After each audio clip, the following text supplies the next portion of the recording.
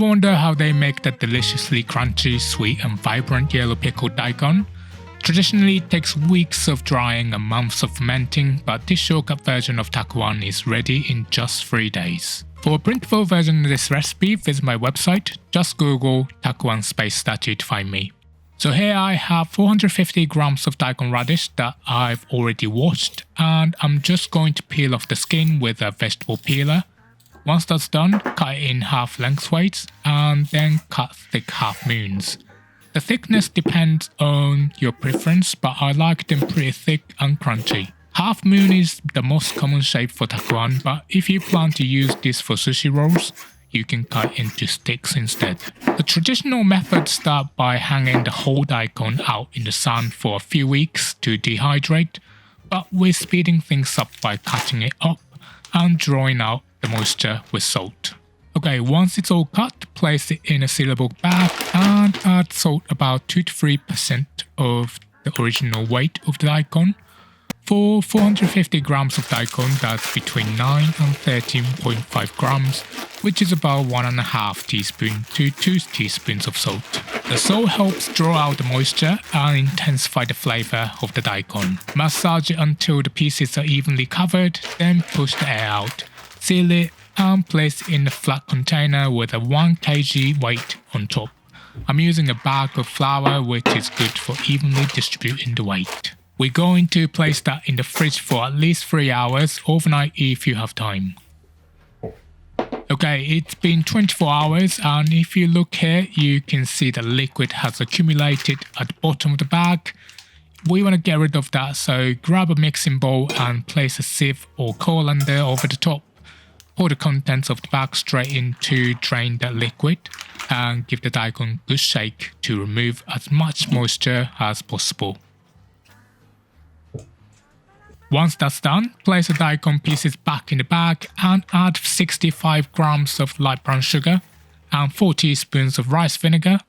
Give it a good massage to help cover all those daikon pieces evenly. If you prefer to use white sugar, that's absolutely fine. If you can't get rice vinegar, white wine vinegar or apple cider vinegar work too, just keep in mind it will alter the flavour a bit. Next, I have a 3 grams piece of kombu, 1 dried red chili, and a dried gardenia pot.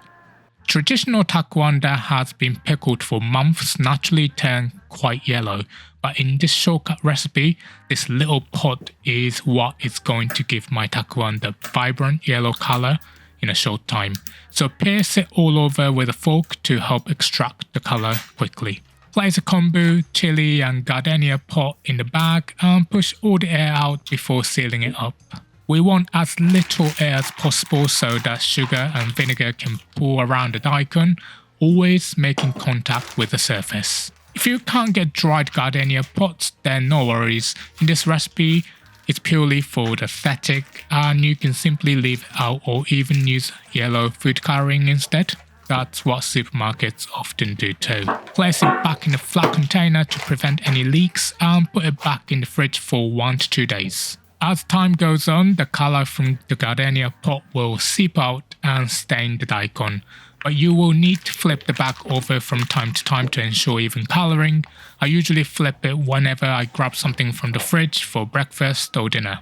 Okay, it's been about a day and a half and this is the final result. So I'm going to drain the liquid and remove the kombu, gardenia pot and chili. I also like to rinse it with some fresh water to wash away any sliminess produced from the kombu. Give them a good shake and then transfer them to an airtight container. Since they're quick pickles, they don't last as long as traditional takuan and should be eaten in about a week, but that's fine by me. Vibrant, sweet and perfectly crunchy shortcut takuan without months of pickling. It's the perfect snack or side dish to serve with a Japanese meal. Want even more delicious recipes? Grab my free cookbook from the link in the description. Okay, let's go over the ingredients one more time. And if you're ready to cook, grab the written instructions by clicking the full recipe box with a picture that's about to pop up on your screen. Here we go, the link to the full recipe is on the screen for you now, and if you want to watch more similar videos, don't miss my pickled sushi ginger video popping up on your screen as well. Thanks so much for watching, and I hope to see you in the next one. Bye.